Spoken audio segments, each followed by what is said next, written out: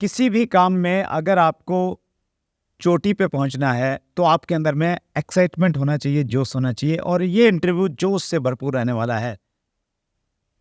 हमें मालूम है कि बहुत ज़्यादा जोश फौजियों में रहता है, क्योंकि वो देश के लिए जीते हैं, देश के लिए मरने का जज्बा हमेशा उनके अंदर में रहता है। और ऐसे ही एक फौजी आज इस इंटरव्यू में अपनी कहानी बता रहे हैं, और उन्होंने कितनी बड़ी अचीवमेंट्स प्राप्त की हैं। आप अगर किसी भी प्रोडक्ट को सेल करना चाहते हैं तो किस प्रकार से सेल कर सकते हैं, किसी अनजान जगह पे किस प्रकार आप बड़ा बिजनेस बड़ा कर सकते हैं। तो बहुत सारी लर्निंग है, बशर्ते कि आप लास्ट तक इस इंटरव्यू में बने रहें। दोस्तों नमस्कार, आदाब, सत श्री अकाल। चैट विद सुरेंद्र वत्स के नए एपिसोड में आप सबका बहुत बहुत स्वागत है। आज हमारे मेहमान राजस्थान से हैं, आर्मी में जॉब किया, देश की सेवा की, और अब इस इंडस्ट्री के माध्यम से बहुत सारे लोगों के प्रेरणा स्रोत बने हुए हैं। सो आइए मिलकर स्वागत करें दिलीप सिंह राठौर जी का। दिलीप सर, बहुत बहुत स्वागत है chat with Surendra Vats. Thank you so much sir.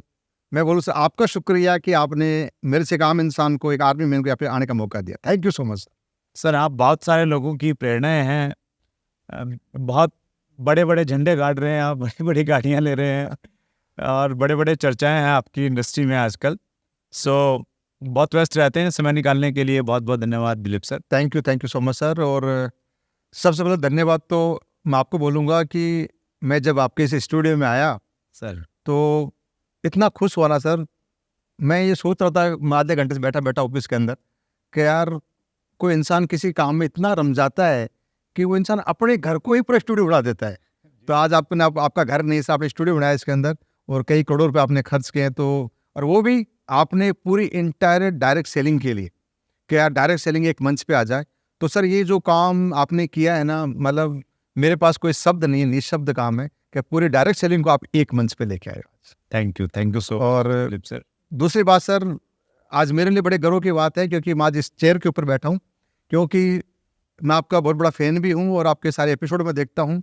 इस चेयर पे सर वही बैठता है जो करोड़पति होता है। क्योंकि मैंने अमिताभ बच्चन का भी बड़ा फैन हूँ उनके। मैं कौन बना करोड़पति में सीरियल वो देखता हूँ, तो वहाँ पे जो चेयर पे आते हैं वो पता नहीं करोड़पति बनते हैं या नहीं बनते, क्यों हाँ बनते हैं पर बहुत कम बनते हैं, बहुत 1 2 3 राउंड में आउट हो जाते हैं। पर इस चेयर पे आने वाला ना करोड़पति बन के ही आता है सर।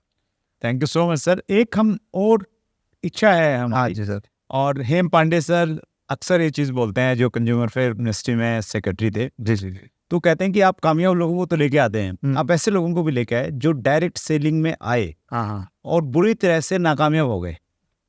जी तो बोले वो स्टोरी भी लोगों के सामने आनी चाहिए। करेक्ट। और मतलब फेलियर लोगों की फेलियर लोगों की। और मैं, दिलीप जी ने बातचीत रखी है, तो मैं साथियों को ये कहना चाहता हूँ कि अगर कोई ऐसा व्यक्ति आपकी नज़र में है, या आप ऐसे व्यक्ति हैं जो डायरेक्ट सेलिंग में जुड़े, और डायरेक्ट सेलिंग में देखिए, डायरेक्ट सेलिंग वैसे तो किसी का नुकसान करती नहीं है, लेकिन हाँ कुछ ऐसी चीज़ें रही हों, आपने किसी गलत कंपनी का चुनाव कर लिया हो, या आपको सही गाइडलाइन नहीं मिली हो, या किसी वजह से आपको बहुत ज़्यादा असफलता मिली और उसकी वजह से आपको बहुत सारा नुकसान हो गया होगा, कैरियर का नुकसान हो गया होगा। तो उस प्रकार की अगर कुछ कहानी आपकी है और किसी की है, तो आप हमारे ऑफिस नंबर पर जरूर संपर्क कीजिए। ऐसे लोगों को भी कुछ हम लाना चाहते हैं, ताकि उनकी उस फेलियर से, उनके उस सफ़र से हम लोग कुछ सीख सकें। So thank you so much Dilip sir. हम लोग आगे बढ़े हैं, उससे पहले आपके कमिंग सून की वीडियो पे कुछ कॉम्प्लीमेंट्स आए हैं, वो मैं एक बार पढ़ना चाहता हूँ। जी सर। आपके ही नाम राशि हैं दिलीप कुमार, इनका कॉम्प्लीमेंट है कि आप प्रेम का भंडार हैं जी। यूज़र TIB इन्होंने लिखा है, हार्टली वेलकम इन CWSV। पूरे नेटवर्कर के लिए ये वीडियो कमाल की नॉलेज देने वाला है। करेक्ट, सही बात। Thank you so much. Suresh Sain ने लिखा है, आ गए जीरो से हीरो बनाने वाले दमदार गुरुजी। देवातवाल ने लिखा है, डायरेक्ट सेलिंग के बेताज बादशाह आ रहे हैं, और इनकी गाइडलाइन में जिसने भी वर्क किया वो कभी भी नेटवर्क मार्केटिंग से नेगेटिव नहीं हो सकता। जी थैंक यू। ऐसा कुछ भी नहीं है, बस ये आपका प्यार है। जी। और 2 कमेंट्स और पढ़ रहा हूँ मैं। लपारी हर, इन्होंने लिखा है, क्या बात है, आ रहे हैं जिनके चेहरे पर हमेशा मुस्कान और ज्ञान के सागर, जिनको एक बार सुन ले वो उनके होकर रह जाते हैं। और लास्ट में पढ़ रहा हूँ सर राजेश चौधरी का, हमारे महागुरु राठौर सर का इस चैनल पर आने से हम फौजी भाइयों का सीना भी चौड़ा होता है। आपका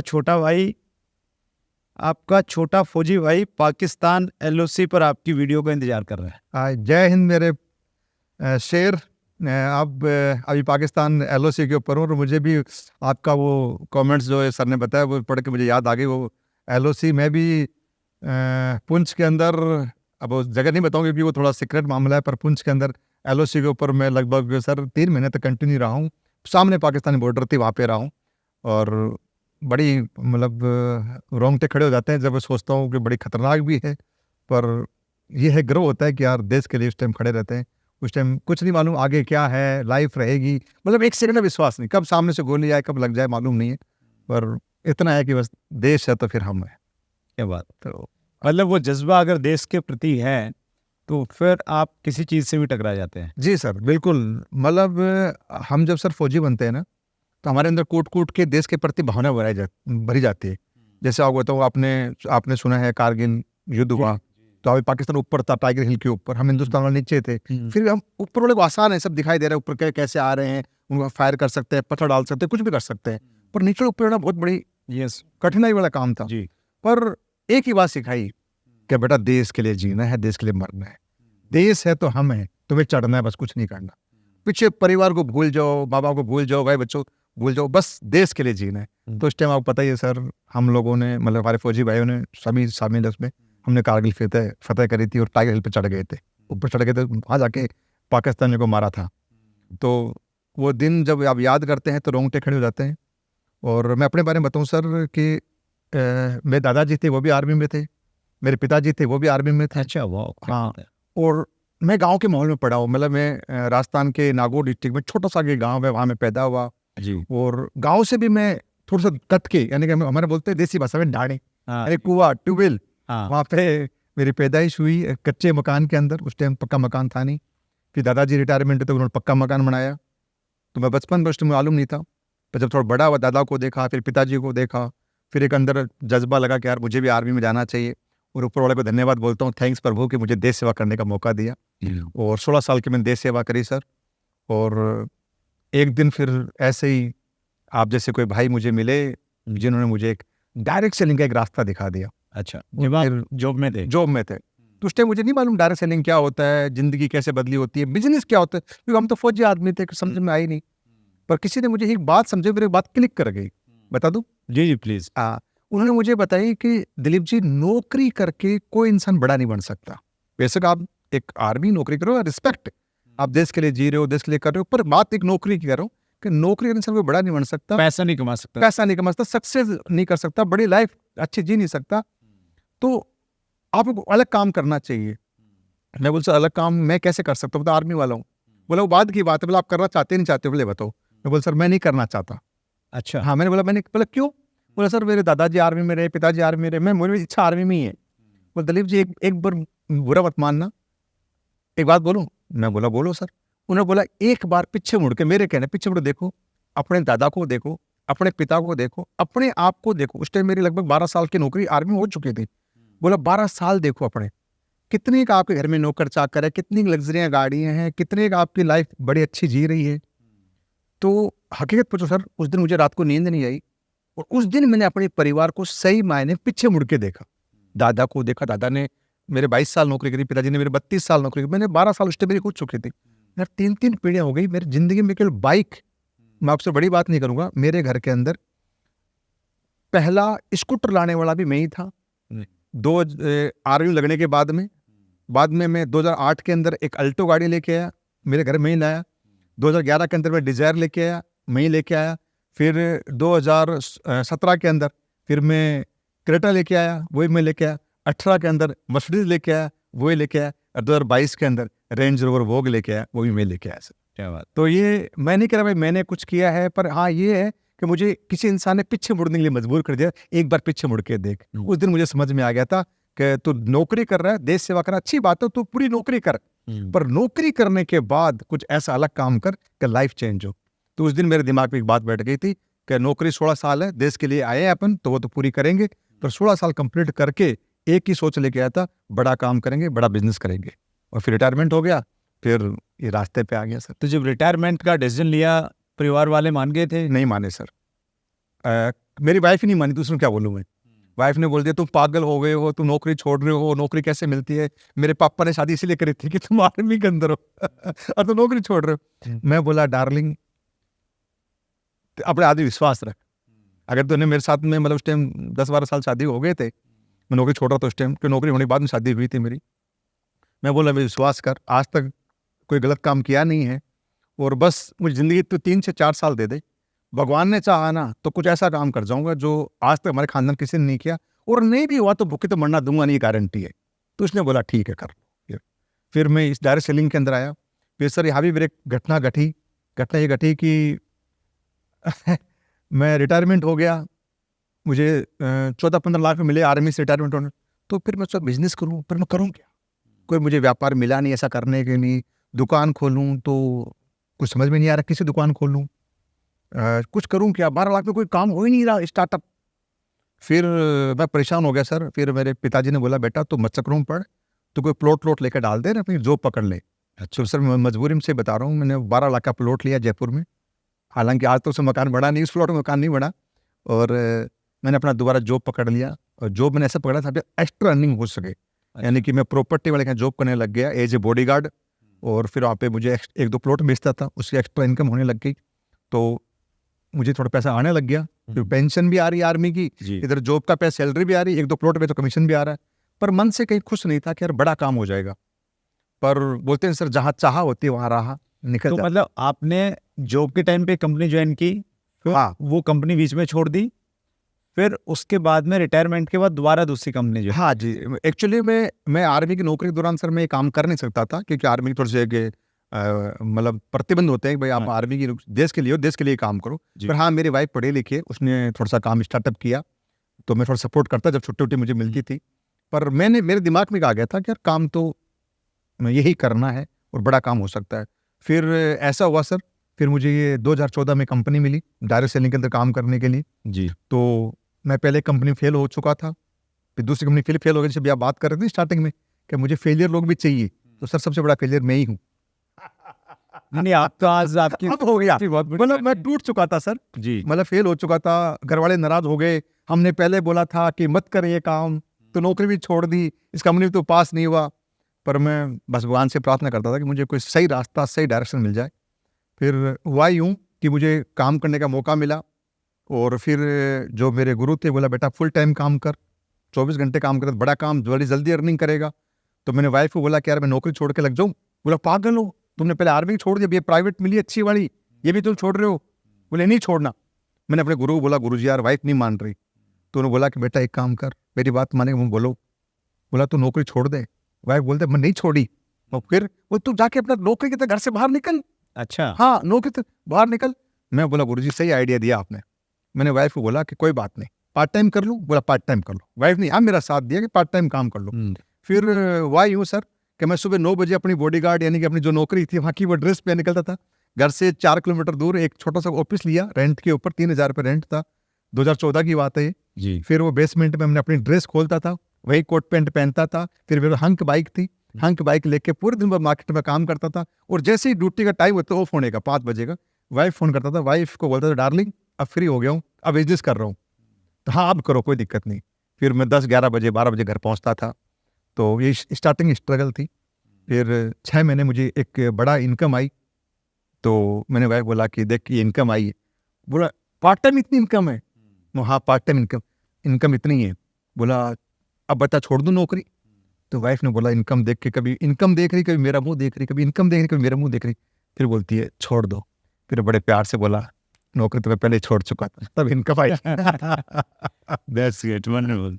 तो यही आज से सर जर्नी स्टार्ट हुई। बड़ी मतलब ऊपर अप एंड डाउन हुए, पर बस अच्छा चल गया काम, अच्छा काम। That's great. बहुत सारे लोग हैं दिलीप जी जो नौकरी कर रहे हैं और नौकरी के साथ साथ में डायरेक्ट सेलिंग उन्होंने शुरू कर दिया है, पार्ट टाइम कर रहे हैं।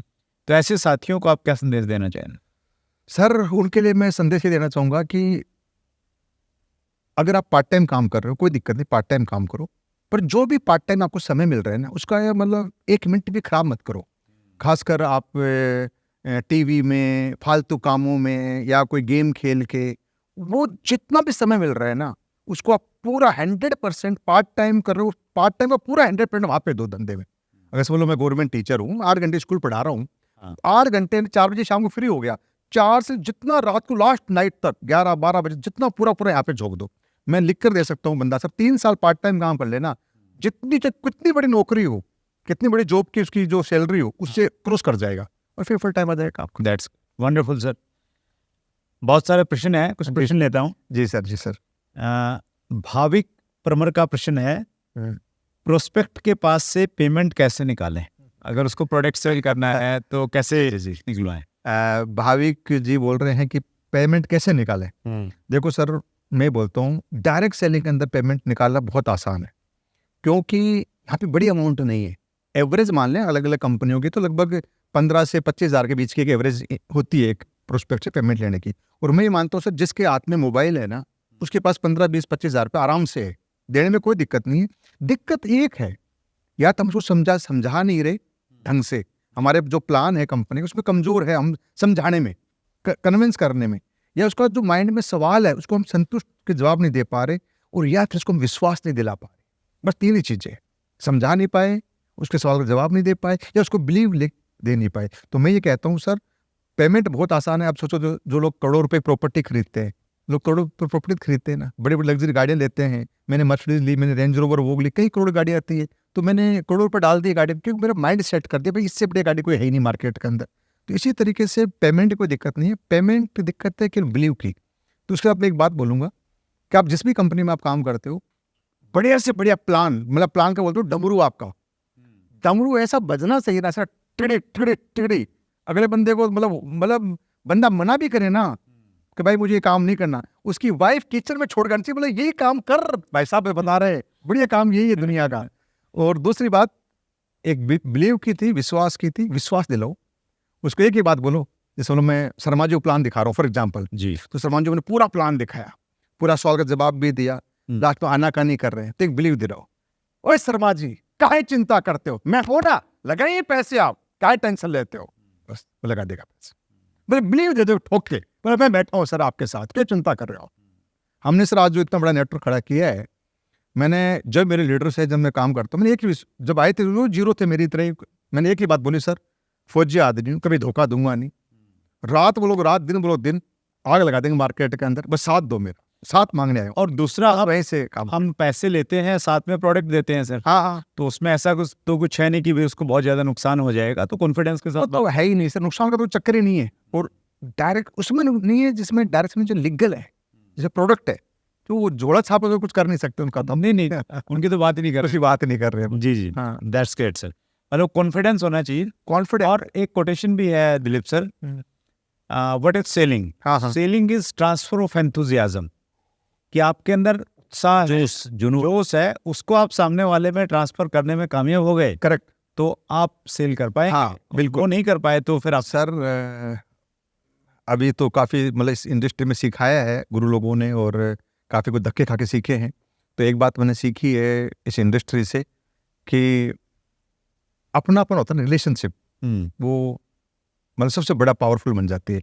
मतलब इस इंडस्ट्री में अपने साथ नहीं देते, और अपनों से कई गुना ज़्यादा पराये लोग अपना बन के अपना साथ देते। तो बहुत बड़ी बात है सर कि जो हमारे थे ही नहीं हमारे साथ में, अंधा भक्त होकर हमारे साथ लग जाते हैं, हमारे साथ विश्वास साथ काम करते। That's great. तो दोस्त तो वैसे इंसान में आ जाना चाहिए। जी यार अपने अनजान लोग हमसे विश्वास कर रहे हैं, अब तो आग लगा देंगे मार्केट में। That's great. विवेक कोहली का प्रश्न है, जी sir, out of town business कैसे किया जाए? हाँ, अपना प्रैक्टिकल एक्सपीरियंस बताइए कि आपको क्या क्या चैलेंज आए। हाँ जी कोहली साहब, बिल्कुल आपने सही कहा है। आउट ऑफ टाउन बिजनेस करना कोई बड़ी मुश्किल बात नहीं है। आज मुझे कोई बोले सर आपको केरला में स्टार्ट करना है, मुझे अगर वहाँ की लैंग्वेज नहीं आती तो वो कर सकता हूँ। कैसे कर सकता हूँ वो सुनो आप। पहले वो आपको बताता हूँ जो लाइव मेरे साथ प्रैक्टिकल हुआ। सर मेरा एक अननोन पर्सन था, एक फ़ोन कॉल पे बात हुई, जो थे उड़ीसा के रहने वाले। तो उन्होंने अननोन मतलब फ़ोन आया कि मेरा कोई वीडियो मैंने वायरल किया था कि मेरे को ऐसे कैसे फ़ायदा मिला, इस कंपनी से रिजल्ट मिले हैं या इनकम हुई है। तो उन्होंने बोला जी क्या कंपनी है करके। तो मैंने उसको समझाया, फ़ोन पे इतना समझाया। बोला ठीक है आप उड़ीसा आ जाइए। अच्छा, मुझे बोला अब उस टाइम में बड़ा लेवल नहीं था, 2015 की बात है, 15-16 की बात है, तो मैं छोटे लेवल पे था, अर्निंग ज़्यादा नहीं थी, पैसे ज़्यादा नहीं, और मुझे उड़ीसा जाना। पर मुझे एक बात मेरे गुरु ने समझाई थी कि बेटा जितना भाग उतना भाग। अच्छा। तो अब मुझे उड़ीसा का पता नहीं, क्योंकि मेरी नौकरी 9 साल J&K की रही है, फिर मेरे पंजाब में रही है, फिर मेरी राजस्थान में रही है, मैं कभी उड़ीसा गया ही नहीं।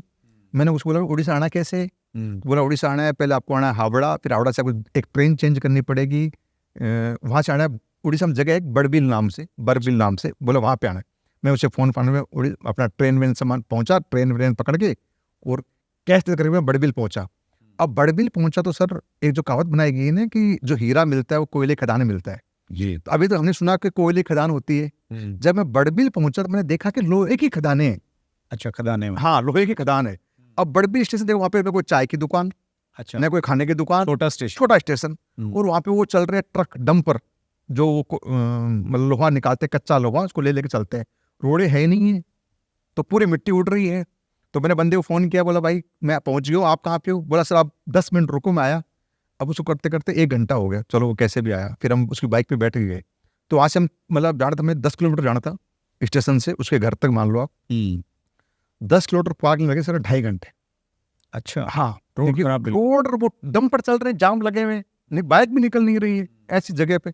तो हमें जो हमारी हुलिया था पहले तो ट्रेन में खराब कर दिया, 2 दिन का सफर था, और फिर उसके घर पहुंचे तो ऐसे लगे जब भिखारी है। मतलब पूरी मिट्टी, बाल कपड़े छपड़े वो सामान लगे वगैरह सब मिट्टी मर गया। बाइक पे हम गए, पर ऐ नहीं हो। फिर मैंने सोचा, फिर मन ही मन जा रहा हूँ बाइक पे बैठ के, पीछे बैग पकड़ रखा है कि यार तू कहाँ जा रहा है, यहाँ पे कौन ज्वाइनिंग होगा, कौन तुझे मिलेगा। ये अनजान जगह थी, अनजान शहर, अनजान मेरे स्टेट, सब लैंग्वेज की प्रॉब्लम, सबसे बड़ी प्रॉब्लम लैंग्वेज से पहली बार मिले, पहली बार मिले। फिर भाई पहुंचे, फिर बंदे विश्वास दिलाकर मैं बैठा हूँ, कोई दिक्कत नहीं आने देंगे। फिर वहाँ से अनजान थे, फिर वहाँ पे अनजान टाउन, वहाँ पे गाँव थे, वहाँ पे हम जाके अपने बारे में बताया, कंपनी बारे में बताया, प्रोडक्ट बारे में बताया, वहाँ काम स्टार्टअप किया। धीरे धीरे विश्वास आया, फिर धीरे धीरे परिवार हमारा जुड़ा। कितना टाइम लगा क्या है पहली बार गए हो? 15 डेज, 15 दिन वहीं रुका मैं, क्योंकि वो एक मुझे बिजनेस वहाँ डेवलप करना था सर, क्योंकि वहाँ कोई शहर नहीं था, फिर अलग अलग इलाके में थे। फिर वहाँ से फिर से लीड मिल गई हमारे को, और फिर धीरे धीरे फिर हम शहरों में पहुँच गए। और आज ऐसा हो गया कि वहाँ पे न तो हमारे कोई रिलेशन वाले थे, ना कोई जानकार थे, ना कोई अपने थे, अलग ही टाउन था। और सबसे बड़ी बात ये थी कि वहाँ की लैंग्वेज नहीं थी हमारे पास, क्योंकि वहाँ के लोगों को इंग्लिश नहीं आती, सिर्फ मेरे को भी नहीं आती, टूटी फूटी आती थी, और उधर के लोगों को केवल उड़िया आती, हिंदी भी नहीं आती। पर हमारे पास 1-2 लोग थे जिनको हिंदी आती थी, तो हमारा मीडिएटर काम कर गए, उनको हिंदी में समझाया, उन्होंने उड़िया में समझा दिया, उन्होंने उड़िया में समझाया, उन्होंने हमें हिंदी में समझा दिया क्या बोल रहे हैं। वहाँ से हमारा काम चल गया। तो अलग जगह जो टाउनशिप क्या बहुत बोल रहे। कितना टाइम लग गया वहाँ बिल्ड करने में आपको बिजनेस? मतलब 1.5 से 2 साल लग गए सर। 1.5 से 2 साल। हाँ। अभी इंडिपेंडेंट लीडर्स अब तो सर बल्ले बल्ले, अब तो कोई दिक्कत नहीं है। अब तो सर मतलब ये बताऊँ आपको, मैं लगभग मैं आज 15 से 20 लाख महीना कमाता हूँ, पर 2 से 2.5 लाख ओनली फॉर उड़ीसा से कमाता हूँ। क्या बात, दैट्स ग्रेट, वंडरफुल सर। मैं अपना भी अगर एक्सपीरियंस इसमें शेयर करूँ दिलीप सर, मैंने अपना बिजनेस शुरू किया नॉर्थ इंडिया से, और मेरा ड्रीम था कि मैंने बिजनेस को साउथ इंडिया में लेके जाना है। हाँ। साउथ इंडिया में हमारे बिजनेस का कोई आउटलेट नहीं था, कुछ था नहीं। तो मुझे कहा यार पोटेंशियल बहुत है, खाली पड़ा है, किसी न किसी दिन तो बिजनेस यहाँ पे होगा। करेक्ट। तो लेके जाऊँ, कोई कॉन्टेक्ट नहीं है, कोई लिंक नहीं निकल रहा था। सोचता था, बहुत बार सोचता था। तो ऐसे ही गुड़गांव में एक सेमिनार था, सेमिनार में मुझे एक व्यक्ति मिला और मैंने उसको मोटिवेट किया। एयरफोर्स में थे वो, तो मैंने कहा फौजी आदमी तो बहुत बढ़िया काम करते हैं, बहुत अच्छा कर सकते हो। अच्छा। तो बोले जी मैं तो नहीं कर सकता। मैंने कहा जी क्यों नहीं कर सकते आप? बोले जी मेरी बेंगलोर पोस्टिंग हो गई है और मैं तो बेंगलोर जा रहा हूँ अभी अगले महीने। अच्छा, बेंगलोर जा रहे हैं? हाँ। और वहाँ तो मेरे को कोई जानता ही नहीं। तो मुझे लगा यार बंदा तो कॉन्टेक्ट मिल गया मेरे को, बढ़िया। जी। तो फिर मैंने उसका नंबर लिया, उससे बात की, और ऐसे ही जैसे आप वहाँ पे गए, तो मैं बेंगलोर गया, होम मीटिंग की छोटी उनके साथ में मिलके, और मेरा कितना बिजनेस आता है वहाँ से, लगभग 20 करोड़ महीने का बिजनेस। वाह, वंडरफुल। बेंगलोर से फिर केरला चला गया, तमिलनाडु चला गया, आंध्रा चला गया, तो टोटल बिजनेस वहाँ से आ रहा है। तो ये प्रश्न है कोहली जी का, विवेक कोहली जी का, आउट ऑफ बिजनेस कैसे किया जाए। तो मैं इसमें एक चीज़ और ऐड करना चाहूँ दिलीप जी, आप भी इसको करेक्ट करना। देखिए आउट ऑफ टाउन 2 तरीके से हम लोग कर सकते हैं बिजनेस। एक तो ये कि आपकी टीम आउट टाउन में चली गई है, कोई ज्वाइनिंग हो गई है, उसको आप फॉलो करके वहां पे जा Correct, सकते हैं। सही बात है। दूसरा, जैसे मैंने किया, मैं चाह रहा था कि वहां हो, तो बार बार सोचता था, कोई ना कोई लिंक मिल ही जाता है जब आप मिल सुनते जाता हैं है ना, बिल्कुल। तो और मैं फिर आप वैसे उसको फॉलो करके चल। अगर लिंक ना भी मिले ना सर, लिंक बढ़ाया जा सकता है। जी जैसे मैं बताऊं सर, मैंने एक जगह स्टार्ट किया बिजनेस, अभी थोड़े दिनों पहले की बात है। तो वहाँ कोई मेरा जानकार नहीं था, तो मैंने क्या किया सर, वहाँ पे जिम ज्वाइन कर ली, अच्छा, अनजान जगह पे। क्या अब बात। कैसे कोहली साहब कैसे करते हैं, देखो बताता हूँ आपको। जैसे समझ लो आपको जयपुर में कोई जानकार नहीं है, आप कुछ नहीं करो, जयपुर आ जाओ, कोई कमरा लो, वहाँ पे जिम ज्वाइन कर लो। अच्छा, अपने जिम 2 ज्वाइन करनी है, सुबह के अलग शाम के अलग। हमें जिम से मतलब नहीं है, हमें कंटेंट बढ़ाने हैं। वहाँ उल्टे सुल्टे डंबल डुम्बल उठो, तो जब हाँ वैसा कैसे हो, एक दो पानी पिला दो, शेकर पिला दो, जूस पिला दो, कोई दिक्कत नहीं है। मतलब सर, मेरे पास एक लीडर है, एक जोश की जो होता है कीमत, वो डायलॉग है ना, चुटकी में सिंदूर कीमत तुम क्या जानो महेश वक्त को। एक जूस की कीमत क्या होती है ना सर, मैं बता सकता हूँ। बताओ ना। मैंने एक बंदे को 1 गिलास जूस पिलाया, एक सिंगल 1 गिलास। मतलब आपकी कंपनी का जो प्रोडक्ट है, नहीं नहीं नहीं नहीं, अच्छा वैसा मार्केट का, बाहर जिम से बाहर निकल के, अच्छा मौसमी का जूस पिला दिया जी। मतलब जिम करी साथ में, हाँ जिम करी तो मैं वैसे अपने को तो लिंक चाहिए थे वहाँ पे। हाँ, तो मैंने डंबल डुम्बल मारे, शिट्टे फिट्टे मारे, मैं हाई हुई करके, और फिर हम जब बोले सर, जैसे बाहर निकला, निकले साथ साथ बाहर। अरे मैं सर आपसे आपसे आप बड़े यार, आपकी बॉडी शॉडी बड़ी तगड़ी सर, अच्छी है, मस्त सर, मुझे वैसी बनानी है, मेरा सर थोड़ा सा टम्मी शम्मी बाहर आ रखा है। अरे सर बन जाए, कोई दिक्कत नहीं। कहना सर आओ सर जूस पीते हैं। अच्छा। उसको मैं ले जाके एक दुकान पे जूस पिलाया, पैसे मैंने दिए, पहले उससे पहले पैसे मैंने दे दिए, पैसे लो सर।